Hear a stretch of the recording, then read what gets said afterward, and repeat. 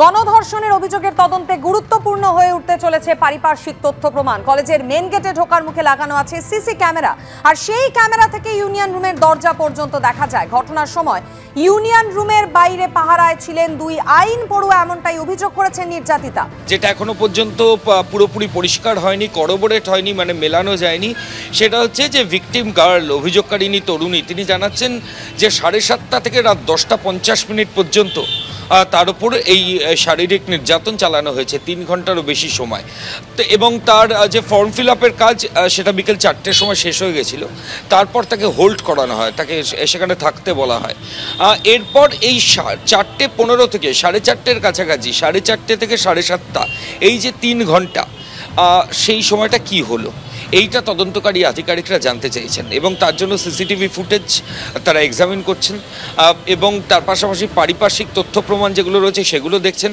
এবং যে 3 জন অ্যারেস্ট হয়েছেন তারা ছাড়া ওই সময় 4:30 থেকে 7:30 ওই সময় কারা কারা ওই কলেজে প্রেজেন্ট ছিলেন, নিরাপত্তারক্ষী থেকে শুরু করে, গার্ড থেকে শুরু করে, কলেজের ছাত্রছাত্রী যারা যারা প্রেজেন্ট ছিলেন সবার একটা নামের লিস্ট করে তাদের প্রত্যেককে পুলিশ আধিকারিকরা এক্সামিন করবেন, জিজ্ঞাসাবাদ করবেন, এমনটাই পুলিশ সূত্রে খবর। আর একটা জিনিস খুব ইম্পর্টেন্ট, সেটা হচ্ছে রাত 10:50 অবধি অভিযোগকারিনী তরুণী লিখছেন যে রাত 10:50 অবধি তাকে শারীরিক নির্যাতন করা হয়। তারপরে কি হলো, 10:50 পরে কি হলো? কারণ কমপ্লেনটা তো লজ হয়েছে পরের দিন বিকেল 4টে, পুলিশ আধিকারিকরাই দাবি করেছেন।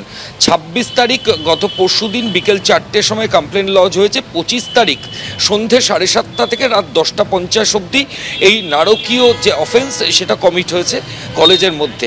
তাহলে 10:50 পরে কি হলো? ওই মহিলা, ওই তরুণী কি করে কলেজ থেকে বেরোলেন, তাকে কারা অ্যাসিস্ট করলো, তিনি কোথায় গেলেন, তার মুভমেন্ট কি ছিল, এই যাবতীয় জিনিস এবং সেই সময় কলেজে কি পরিস্থিতি ছিল সেটাও পুলিশ আধিকারিকরা দেখছেন। এর পাশাপাশি আর একটাও জিনিস যেটা দেখা হচ্ছে, যে আমরা কালকে থেকেই বলছিলাম যে প্রি প্ল্যান্ড কিনা, সেটা তো খুব ইম্পর্টেন্ট। এই জায়গা থেকেই পুলিশ আধিকারিকরা দেখছেন যে ওখান থেকে বেশ কিছু সিগনিফিকেন্ট জিনিস সিজার হয়েছে, তার মধ্যে হকি স্টিক রয়েছে, সেগুলো গতকালই পুলিশ আধিকারিকরা সিজ করে নিয়ে এসেছেন। এর পাশাপাশি আরও বেশ কিছু নেশার সামগ্রী সেগুলো ওখান থেকে সিজ হয়েছে বলে আমরা সূত্র মারফত খবর পাচ্ছি।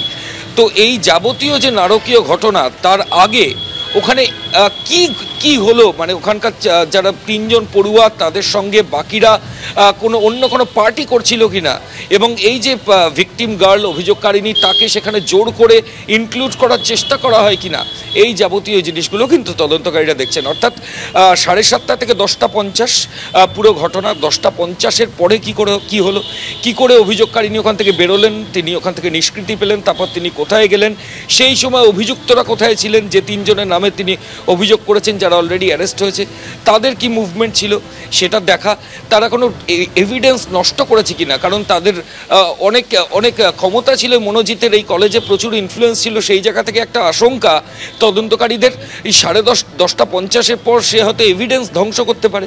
কাজেই কোন এভিডেন্স সে ধ্বংস করেছে, কলেজের যে সিসিটিভি ক্যামেরা, সেই সিসিটিভি ক্যামেরা কার কন্ট্রোলে থাকে, এই সিসিটিভি ক্যামেরা এখন মোবাইল থেকে মনিটর করা যায় একটা সফটওয়্যারের মাধ্যমে, যেগুলো কলেজ কর্তৃপক্ষের করার কথা, সেগুলো কলেজ কর্তৃপক্ষ বাদ দিয়ে অন্য কারোর সেই অ্যাক্সেস আছে কিনা, এবং সেই ভিডিও সেখান থেকে ট্যাম্পার করার চেষ্টা হয়েছে কিনা, সেগুলো কিন্তু ইম্পর্টেন্ট। এই সমস্ত জিনিস তদন্তকারী আধিকারিকরা দেখছেন।